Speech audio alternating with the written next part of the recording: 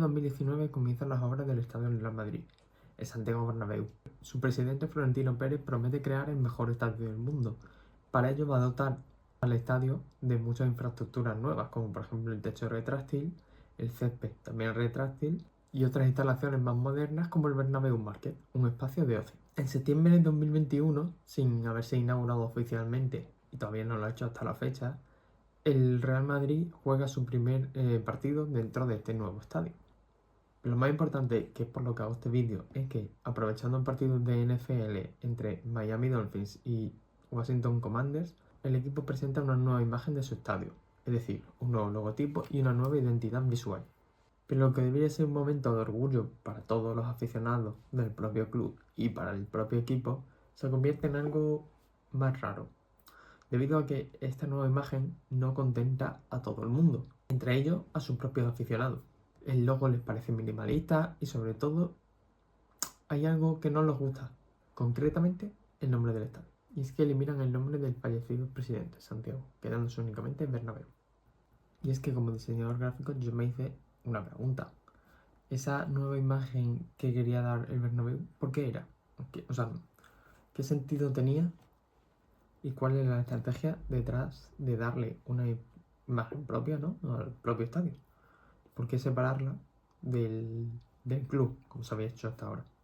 Así que en este vídeo vamos a analizar esa imagen, esa nueva identidad y también compararla con los demás estadios de Europa. He escogido una selección de 4 estadios, de los más grandes de Europa, para poder hacer esta comparación.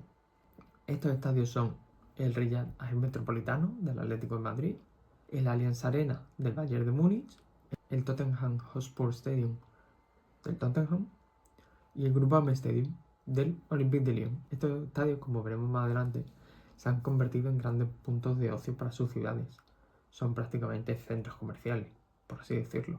Son lugares en los que la población de la ciudad va a pasar tiempo ya no solo a ver un partido, se quieren convertir en algo más. Y esta es la clave para todo lo que veremos más adelante. Y es que el Bernabéu no es solo un edificio cualquiera, no es solo un estadio de fútbol. Es un recinto que ya forma parte de la ciudad, forma parte de esa historia de la ciudad de Madrid. Tiene una iconicidad y una arquitectura que es reconocible por todos lados, ya sea el antiguo estadio como el nuevo, dentro de todas sus polémicas. Un edificio, un espacio de ocio que quiere vivir los 365 días del año abierto, no cada 2 fines de semana para un partido de fútbol. Eso creo que ya no está siendo tanto rentable. Como he dicho, esta nueva obra del estadio incluye el césped y el techo retráctil, las nuevas gradas, una pantalla 360 situada en la parte superior. El Bernabéu Market es un espacio de gastronomía. Y es que a nivel de marca, el Bernabéu quería darle otro sentido. Es decir, separar la marca Bernabéu y la marca del Real Madrid. El Real Madrid con su escudo y el Bernabéu, el estadio, con su propio escudo. El propio Florentino Pérez ya lo decía, y es que el Real Madrid quería convertir ese estadio en un referente a nivel mundial. Es decir, un espacio donde hacer todo tipo de eventos, desde conciertos hasta exposiciones, ferias, incluso otros partidos que no son de fútbol, como NBA, la Liga ACB, que el Real Madrid tiene su propio equipo, o incluso partidos de tenis. Y es que esta identidad visual no es algo nuevo de ahora, de noviembre. Esto ya se venía desde hace tiempo. En octubre de 2024, en la página de filtración más famosa del fútbol, que es Footy Headlines, que tiene diseños de zapatillas, de camisetas, de nuevos escudos de equipos, todas las filtraciones normalmente se postean ahí. Como digo, esta página pues en octubre filtra 2 posibles logos para el estadio, que son la versión anterior al que hay ahora, pero es que ya antes existía un protologo, por así decirlo, y existía un prototipo de página web para el estadio que incluía ya ese logo. Son, como veis en pantalla, 3 líneas, las 2 de arriba curvas con reflejos y unas ondas que simulan ser las nuevas ondas que tenía la fachada del estadio. Esta envolvente de lamas que vamos a repetir la palabra mucho en todo este análisis. Esta imagen tiene un montón de reflejos y un montón de luminosidad, ¿no? Como tendría y como sería el reflejo de las propias lamas con la luz del sol. Además viene acompañado ya de el nombre, Bernabéu. Es una palabra sin serizas, muy sencilla y muy sobria. Lo que podemos ver que esta reducción del nombre ya se venía viendo desde hace mucho tiempo. Como digo, las dos nuevas filtraciones que plantean son estas. Una, que es la forma del estadio con un montón de líneas, la verdad, y luego esta otra, que consiste en la forma del estadio, pero con 3 formas geométricas y mucho más simple y mucho más minimalista. Como vemos, son las dos la misma vista del estadio, una vista lateral, utilizando como estamos viendo el diseño del propio estadio y la iconicidad del propio edificio. Finalmente se escogió esta segunda opción, que es la que se ha estado utilizando hasta noviembre del pasado año 2025, normalmente una tinta en blanco, como ocurre en la mayoría de publicaciones que vamos a ver. Es que el Real Madrid quiere darle esta estética premium y tecnológica, que vemos que van muy ligados los dos. Pero como digo, este logo sobrevive hasta noviembre de 2025, que es cuando se empieza a utilizar la nueva identidad. Esta nueva identidad no se presenta oficialmente, sino que se empieza a utilizar en toda la cartelería y toda la publicidad relacionada con el partido de NFL que se iba a celebrar. Pues diversos carteles en la calle, los propios carteles que se van a utilizar para anunciar el partido en redes sociales. A veces utilizan el nombre del estadio, únicamente Bernabéu, que mantiene toda esta tipografía sencilla, y otras veces utilizan el logo simple o una tinta. La nueva imagen sigue repitiendo, como digo, el Bernabéu, pero ahora cambia la silueta que utilizan del estadio. Este nuevo logo sigue utilizando el diseño de las lamas, que es algo que tienen muy interiorizado y es algo muy disruptivo, pero lo hace todavía más sofisticado. Es decir, si en el anterior veíamos que era una imagen sencilla de 3 figuras geométricas que daban una forma del estadio, ahora se pretende utilizar todas estas lamas para darle un tono y un toque, ¿no? a esa nueva imagen del estadio. Se quiere utilizar todas estas lamas para darle una imagen mucho más curva, mucho más de ondulaciones, una vista que es la que se parece más, ¿no?, a lo que es el diseño de la fachada del propio estadio. La anterior, la verdad, que era bastante recta para lo que es, si veis la foto de lo que es el propio estadio. Pero sobre todo lo que destacan son los degradados y esta luminosidad que se le quiere dar, ¿no?, a esto que simulan el reflejo de las lamas, ¿no?, del sol dando en las lamas que cubren el estadio. Los reflejos, cuando se utiliza una tinta, pues se eliminan, obviamente. Muchas comunicaciones no aparece este logo, sino que aparece únicamente Bernabéu, y es aquí donde se forman un poco las confrontaciones entre los propios aficionados, ¿no? Es que el nombre del estadio ha cambiado a lo largo de los últimos años. Antes era Estadio Santiago Bernabéu, como bien sabemos, pero es que ahora se ha eliminado ese Santiago para quedarse únicamente Bernabéu. Personalmente creo que es una estrategia que sigue la de buscar un patrocinador, ¿no?, algo que vaya delante del Bernabéu, como ocurre por ejemplo en el Camp Nou con Spotify. En los primeros vídeos de la reforma del estadio quizás no se tenía tanto en cuenta el nombre del mismo, y es que como digo, en los primeros vídeos sí se utiliza, sí aparece en la fachada del estadio con todo el nombre completo, ¿no? El estadio Santiago Bernabéu junto al escudo. Esto se sigue utilizando en varios vídeos posteriores, desde el primero que salió en 2014 hasta más o menos 2019, pero posteriormente, cuando se utilicen imágenes y renders del estadio para publicarlas en algún sitio, se elimina el nombre de la fachada. Para ver toda esta evolución del nombre del propio estadio, nos voy a centrar en su cuenta de Instagram. Tiene una cuenta de Instagram propia que nace en 2023 y donde la primera foto publicada es la de la fachada del estadio, pero sin el nombre. Posteriormente empiezan a subir cartelería de los conciertos y los eventos que se van a celebrar en el propio estadio, pero hay veces que cambian. Es decir, hay algunas publicaciones que aparece solo Bernabéu, otros en que aparece Estadio Santiago Bernabéu, otros aparecen algunos de los logos mencionados anteriormente. Un poco un caos en el que van probando distintas estrategias. Un punto importante es que en el documental que creó el Real Madrid junto a National Geographic, del El Bernabéu del siglo XXI, que es un documental sobre toda la obra en ingeniería que hay detrás de toda esta tecnología del nuevo estadio, se titula El Bernabéu del siglo XXI.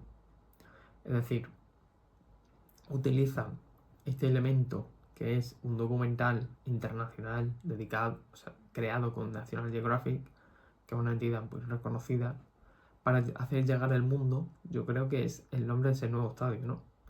Al final es un producto que utilizan para pues, darle más bombo al nombre, ¿no? Porque se llama el Bernabéu del siglo XXI. No el estadio del Real Madrid, el nuevo estadio del Real Madrid, ni el estadio Santiago Bernabéu, la nueva obra de ingeniería. No, simplemente Bernabéu del siglo XXI.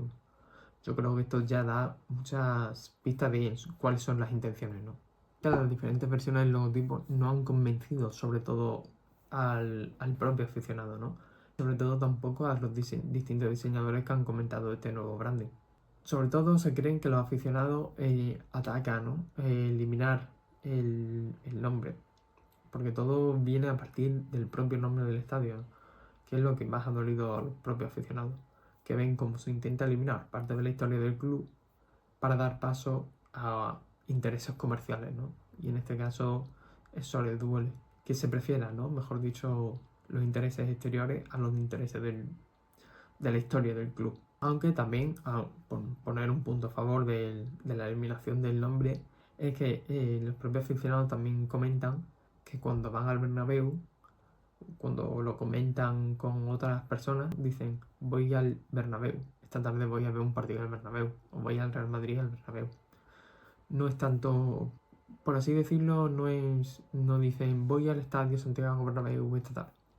No, sino que la economía del lenguaje, la verdad, el lenguaje hace que acortemos, ¿no? Y cada vez más se iba cortando hasta que el Bernabéu ya estaba bastante interiorizado por parte de los aficionados. Como digo, hay bastante polémica, pero debemos analizarla y compararla sobre todo con otros estadios de Europa, cómo ellos han conseguido crear estas interacciones con otras marcas en el nombre de sus estadios, cómo algunos estadios han construido sus propios logos y cómo sobre todo el aficionado lo entiende. Ahora nos vamos a adentrar en el universo de los estadios de fútbol, porque es que no es algo que tengamos tan interiorizado como, por ejemplo, puede ser el escudo de tu equipo favorito, el escudo del Tottenham, el escudo del Bayern, el escudo del Olympique de Lyon. Son fácilmente reconocibles, pero mucha gente seguramente no sepa que sus estadios tienen su logo propio. Y es que vamos a ver diferentes estrategias que se han seguido. Si ponerle un nombre propio al estadio, si incluir el nombre del patrocinador, o incluso hay algunos que todavía ni una cosa ni otra.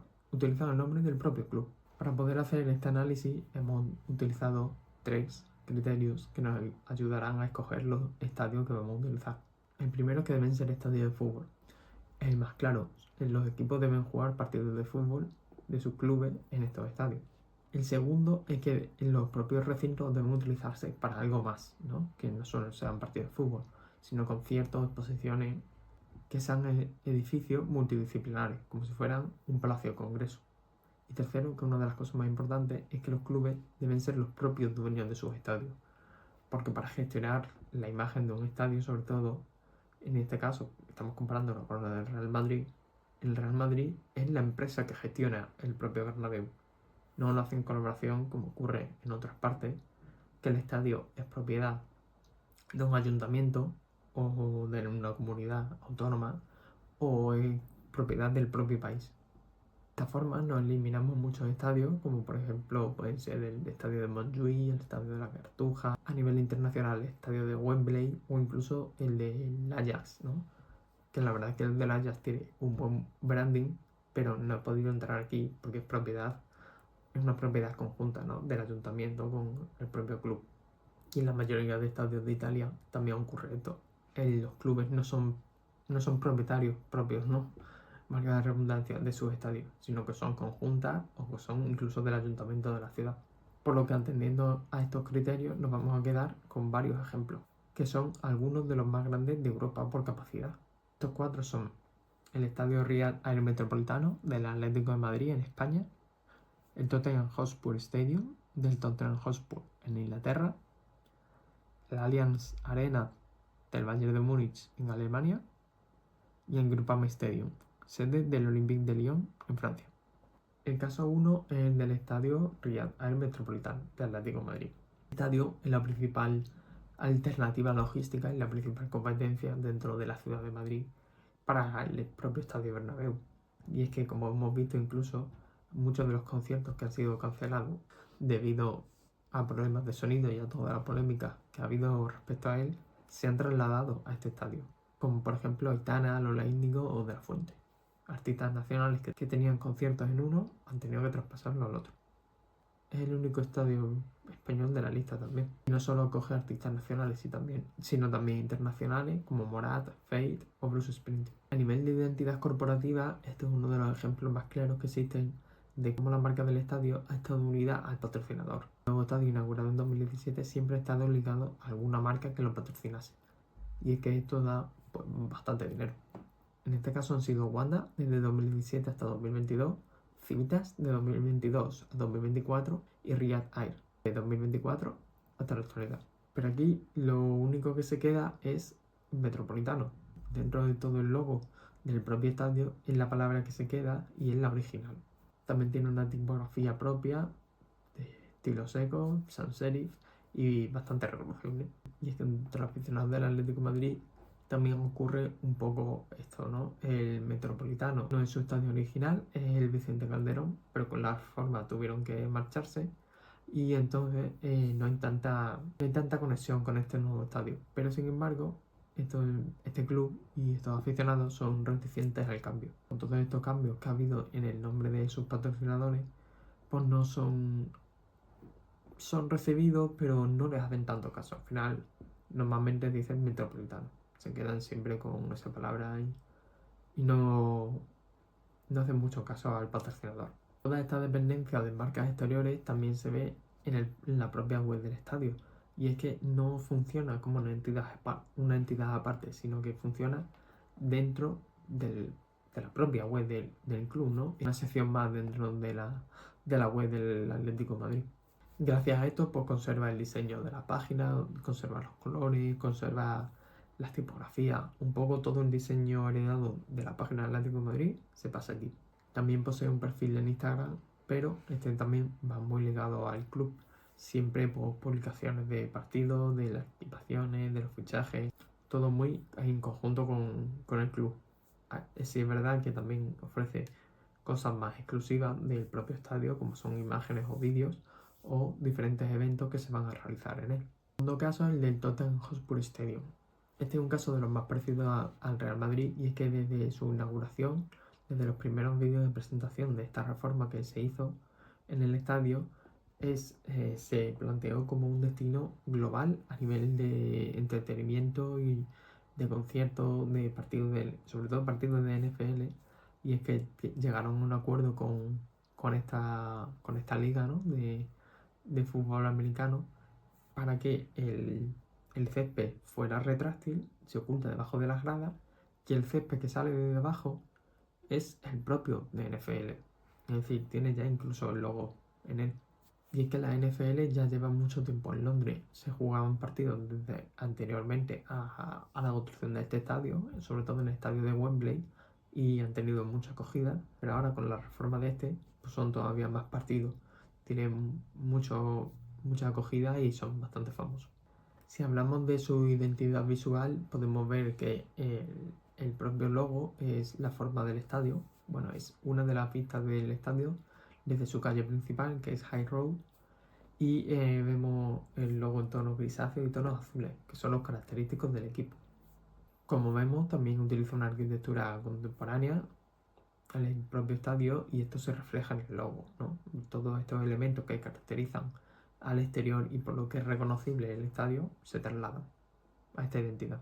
Se acompaña del texto que es el Tottenham Hotspur y Stadium, una tipografía también de palos secos sans serif y que utiliza las As de una forma diferente. La A se modifica para crear una flecha en aspecto vertical que simboliza sobre todo su herencia del norte de Londres, como explican ellos mismos en su web. Además, las palabras también juegan con peso visual, lo que le da otra capa de profundidad, ¿no? a este logo. Como vemos, el propio nombre del estadio es el del equipo de fútbol y es que se comenta sobre todo que esto ha sido para buscar nuevos patrocinadores. Al darle una identidad neutra es más fácil poder convencer a un patrocinador de poner el nombre en su estadio. Por ejemplo, se podría eliminar Tottenham Hotspur y poner el nombre del patrocinador Stadium. A nivel de página web, este estadio sí tiene una propia página web, ¿no? y es que se quiere un poco externalizar del propio club, aunque hay elementos que comparten, ¿no? Y sobre todo esto se ve en sus páginas de Instagram, donde las publicaciones pues muchas veces son compartidas, son de partidos, son de goles del propio estadio. Al final están muy ligados, ¿no? Porque esa herencia se mantiene, pero intenta cada vez más separarse del mismo. En tercer caso vamos a ver el del Bayern de Múnich, el Allianz Arena. Este estadio es el más antiguo de los que veremos y el que fue inaugurado en 2005. Tras jugar el equipo su campo principal de Múnich, pues se trasladó a este estadio también con unas nuevas tecnologías y muy enfocado en este entretenimiento y en este espacio de ocio. Aunque menos, esta tendencia no se pensó tanto en los principios del 2000. Este estadio también acoge diferentes conciertos y partidos de NFL, que como vemos están muy presentes ya en este vídeo. En este caso, la identidad del Allianz Arena conserva sobre todo el nombre del patrocinado, ¿no? En este caso la empresa aseguradora Allianz, y los colores incluso de la propia aseguradora, porque es el color azul es el principal, a veces mezcla también con el rojo, que es característico del propio club. Como vemos, también utiliza la iconografía del estadio, sus formas más redondeadas y los paneles que componen la fachada principal. Desde la construcción del estadio, Allianz se juntó con el club para patrocinar esta nueva construcción desde 2005 y hace poco se firmó una renovación de acuerdo hasta 2033, ¿no? Entonces vemos como esta herencia, el propio aficionado la va a mantener, ¿no? Y alguien que ha nacido, por ejemplo, en los años 2000, pues va a tener siempre en su cabeza el nombre de su estadio, va a ser Allianz Arena, ¿no? Está muy, muy unido ya. A nivel web, el estadio tiene una página web propia, pero sigue los colores y los valores del propio club, ¿no? Utiliza sus mismos colores, sus mismas tipografías y sobre todo, por ejemplo, en el Famicom, pues no utiliza su logo propio, o el de Allianz, ¿no? Una versión de alguno de estos, sino que utiliza el escudo del Bayern de Múnich. Esta herencia, pues, está muy presente todavía. No es una identidad visual separada. A nivel de perfiles en redes sociales, a pesar de que el estadio está inaugurado desde 2005, su cuenta de Instagram, por ejemplo, no apareció hasta 2023. Estamos viendo como esta tendencia de las nuevas tecnologías y de las nuevas redes sociales para el estadio, pues se empezó a utilizar mucho más tarde. También funciona como una extensión del club. Al final utiliza fotografías propias, fotografías del club, publicaciones compartidas, vídeos de partidos, vídeos de lo que se puede hacer en el estadio, un poco mezcla de todo. Como aspecto diferenciador debemos decir que posee una aplicación propia para dispositivos móviles y que es muy interesante por darnos diferencias a nivel de experiencia de usuario entre los días de partido, Match Day, y los días de partido, no Match Day. Y en él podemos encontrar diferentes apartados según lo que se puede hacer o no en el estadio. Por ejemplo, los días de partido pues, te incluye cómo llegar al estadio, dónde poder aparcar el coche, los medios de transporte, cosas que necesitarás un día que vayas a un partido. Y los días de no partido pues, te incluye información pues, del club, de cómo... esta información del club aparece un poco en los dos, pero sobre todo aquí, en los días de no partido, se intensifica sobre todo para que vayas al museo, ¿no? Al museo del club que hay dentro del propio estadio. También promocionan estos días de no partido sus propios tours para conocer la historia del estadio y del club, y también la tienda oficial del club.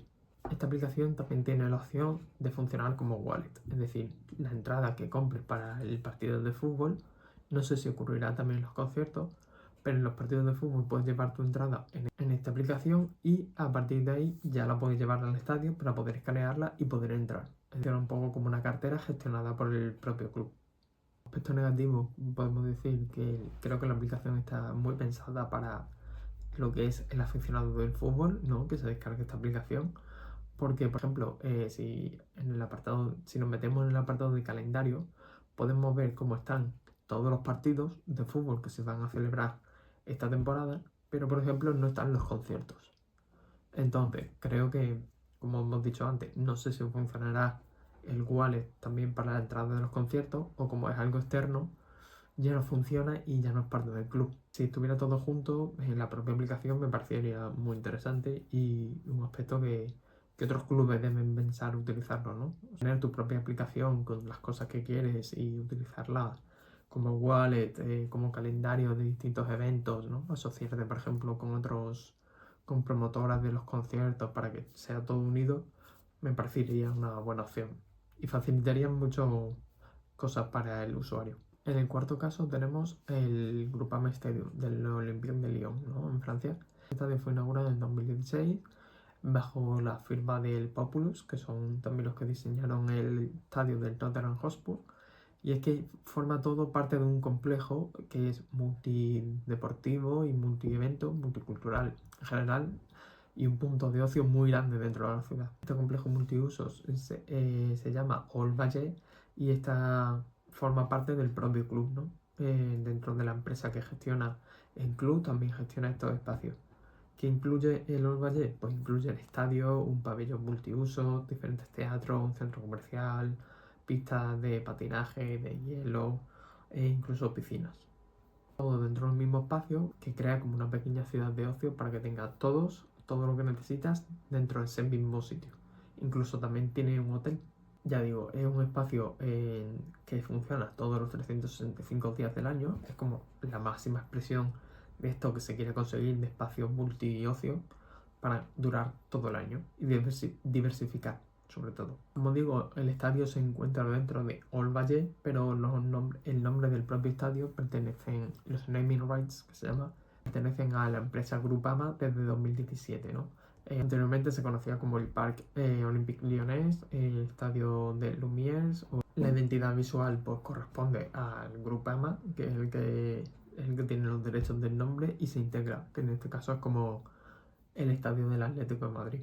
Pero con la diferencia es que en el metropolitano, la palabra metropolitano sí tenía una identidad propia que no cambiaba a pesar del patrocinador, pero en este caso el Groupama Stadium va todo junto y va todo ligado al propio patrocinador. A nivel de redes sociales podemos ver una dualidad, ¿no?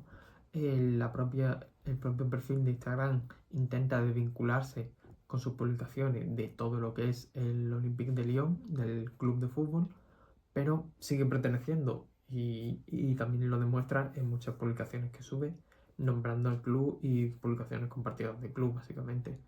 Además, en la propia biografía del estadio, la propia biografía del perfil pone cuenta oficial del estadio de Lyon, por lo que esta dualidad, ¿no?, que decimos, pues al final predomina que sigue siendo parte del Olympique de Lyon. Y a nivel web, como decimos, pues se integra dentro de All Valle, ¿no? La web que es una web en general para todos los distintos recintos que hemos ido nombrando y entre los que se encuentra el propio estadio, que ofrece información de los eventos que se van a realizar en él, como distintos conciertos, los partidos, y a través de esta web también se pueden comprar por las entradas, ¿no?, a estos partidos. Como hemos podido comprobar en este análisis, la tendencia de los distintos equipos es que sus estadios se desestacionalicen, perdón, conseguir más ingresos, ¿no?, que al final son empresas privadas y lo que está intentando es conseguir más ingresos para estos clubes, pero aportando desde otras perspectivas que no sea el fútbol. Analizando las identidades visuales podemos distinguir varias variantes. A nivel logotipo, pues tenemos los ejemplos del Allianz y del Tottenham, donde han utilizado la iconicidad del estadio para crear el logo, o el caso del Metropolitano y el Groupama, que utilizan el logo del patrocinador como el logo principal del estadio. A nivel de nombre, lo que prima sobre todo es buscarse un patrocinador, como hemos estado viendo. Pero en estos casos, la cosa que tienen estos cuatro estadios, y es que juegan mucho a su favor a nivel del nombre del estadio, es que son terrenos nuevos, estadios nuevos que se han construido, no recientemente algunos, pero sí en terrenos nuevos y ha permitido que se integre un patrocinador exterior. No es el caso del Tottenham, por ejemplo, sino que el estadio se ha quedado en el mismo sitio. Pero sí, por ejemplo, en el Allianz, que juega en otro estadio de Múnich, ha construido este y se ha intercambiado. El terreno era nuevo, el estadio era nuevo, patrocinador nuevo, nombre nuevo. En caso del Groupama ocurre lo mismo. Se ha intercambiado de su estadio antiguo a su estadio nuevo. Nuevo sitio, nuevo patrocinador, nuevo nombre. Con el del Atlético de Madrid se intercambió de un estadio de Vicente Calderón a otro. En este caso sí existía un estadio anterior, era un estadio de atletismo, que era el estadio de la Peineta, estaba un poco en desuso y lo compró para crear su nuevo estadio. Incluso una de las gradas principales del antiguo estadio se mantiene todavía. ¿Esto qué provoca? Pues lo que hemos dicho, un nuevo terreno, una nueva conexión, es decir, no coges al estadio antiguo con su nombre antiguo y sus terrenos antiguos, sino que al construirse de nuevo en otro sitio, pues vas a un sitio nuevo. No vas a uno antiguo al que le han cambiado el nombre, sino es algo totalmente nuevo y una nueva experiencia que permite a las marcas, como por ejemplo Allianz o Groupama, aliarse con este estadio y crear en el propio aficionado esta idea mental de cómo es el nombre y cómo es la marca y sentir un apego más cercano. En el caso del Atlético de Madrid, por ejemplo, sí seguía esta estela, pero la verdad es que con tanto cambio de nombre, yo creo que el aficionado, pues, al final, ¿qué es lo que ha ocurrido, no? Le ha perdido un poco ese sentido de pertenencia. Hubiera sido Wanda durante todos estos años, pues al final se crea una conexión. Pero Wanda, Civita, Ala, Riyadh, Air. Al final el aficionado tiende a llamarlo solo Metropolitano. Y el que llegue, el nuevo patrocinador que llegue, pues llega. Y muy bien, dinero para el club. Pero no ese sentido de pertenencia. Por ejemplo, a alguien del Bayern de Múnich, si le pregunta cuál es su estadio, te dirá el Allianz Arena. Hacen esta conexión que lleva tantos años, desde el 2005, desde que llegaron a ese estadio con un nombre y un estadio que les ha gustado tanto, sobre todo. Es un estadio muy moderno y que ha recibido varios premios y siempre ha sido como una sede, uno de los mejores estadios de Europa, ¿no?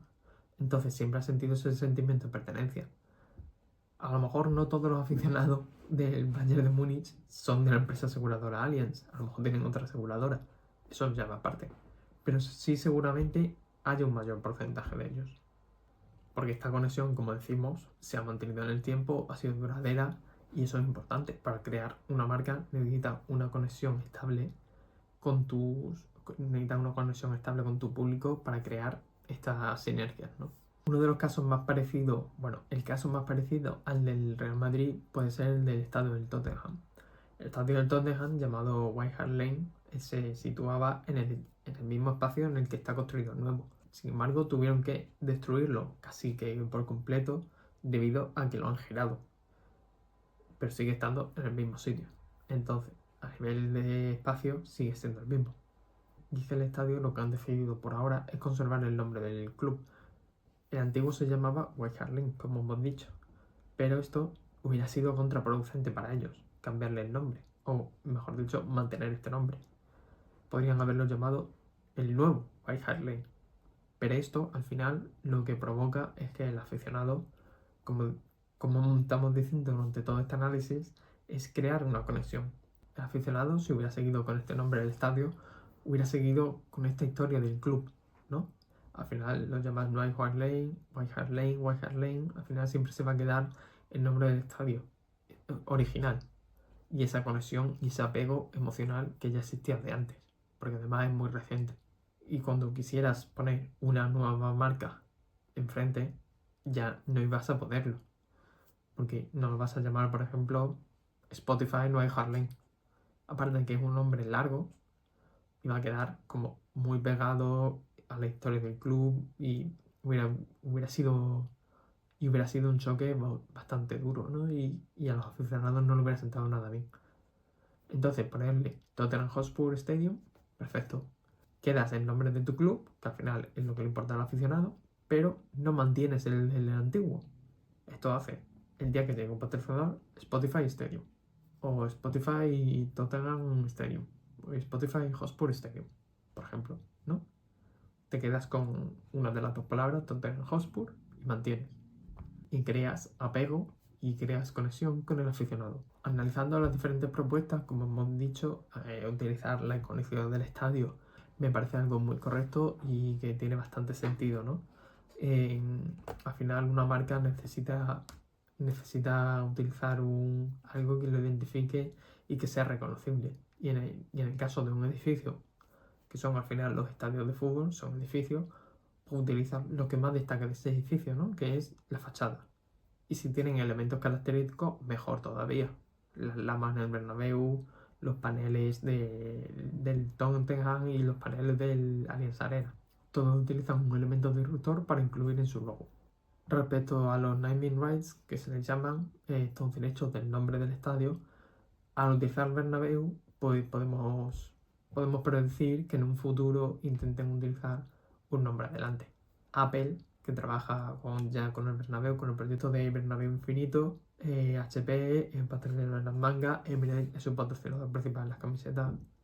Estos son algunos de los ejemplos que podrían ser y que tendrían bastante sentido que tuvieran unión con el club. Yo creo que en este sentido el club intenta ser muy partner tecnológico y intenta aliarse y tener un futuro, ¿no? Entonces, en este caso, lo que más futuro tiene es la tecnología, las nuevas tecnologías, y utilizar a uno de estos como ya son patrocinadores, pero utilizarlos dentro del nombre del estadio, pues yo creo que van a ir por ahí, ¿no? Quieres que tu estadio sea el más moderno del mundo, al final creo que no es muy producente, ¿no?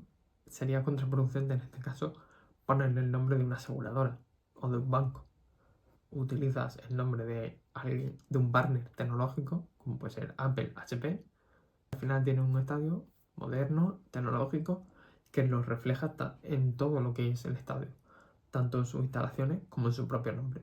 Al final yo creo que los estadios van a ir por este camino, convertirse en espacios de ocio todos los días del año e intentar estar presente en todo lo posible, ¿no? Por ejemplo, la creación de la aplicación, como hemos visto con el Allianz, es una buena idea para ello. Al final tienes todo el rato en tu móvil la aplicación de tu estadio, ¿no? Que al que vas a ir y cada vez que necesitas algo vas a ir a ese estadio porque al final funciona como un centro comercial. Si necesitas algo, pues puedes ir ahí. Yo creo que en este sentido el Real Madrid está haciendo un partido, ¿no? Intenta crear este mejor estadio del mundo, intenta ser lo más ambicioso posible. Y necesita una marca que funcione tan bien o a la vez en un partido de Champions, un partido de Liga, que en un concierto, que se celebre un concierto de reggaetón, por ejemplo. Necesita estar presente de una manera u otra. Y creo que dándole una identidad propia al estadio lo va a conseguir. Al final, al aficionado lo que quiere es jugar al fútbol, que se juega al fútbol y ver a su club pues conquistando títulos.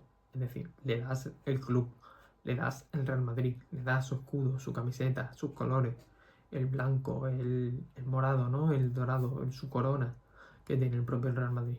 Ese sentimiento madridista y merengue, ¿no? Que el aficionado quiere. Y al otro, al final, al visitante que viene desde fuera, le das no quiere ver eso, no quiere ser a lo mejor ese sentimiento madridista, a lo mejor es aficionado del Barça. Al aficionado del Barça no le vas a vender el estadio del Real Madrid, le tienes que vender el Bernabéu, el HP Bernabéu, por ejemplo. Le tienes que vender un espacio, ¿no? Un palacio de congresos. Le tienes que vender un recinto, ¿no? No ese sentimiento madridista. Le tienes que vender un espacio tecnológico, le tienes que vender un espacio de congreso, que va a ir a ver un partido de tenis, ¿no? Como va a ir a la caja mágica, no al estadio, ¿sabes? Tiene que ser completamente separado. Como digo, le vendemos esa parte del Real Madrid, quitándole todo el sentimiento del Real Madrid y quedando únicamente con el estadio, el edificio. Tú vas al cine a ver la película, tú vas al sitio, no todo ese sentimiento que quieres representar. ¿Vosotros qué pensáis? ¿Os gusta todo esto que está realizando el Real Madrid? ¿Lo hubierais hecho diferente? ¿Sois aficionado del Real Madrid? ¿Cómo os ha sentado esto? Ponedme en los comentarios todo lo que necesitáis, todo lo que penséis, ¿no? De toda esta estrategia y podemos discutirlo.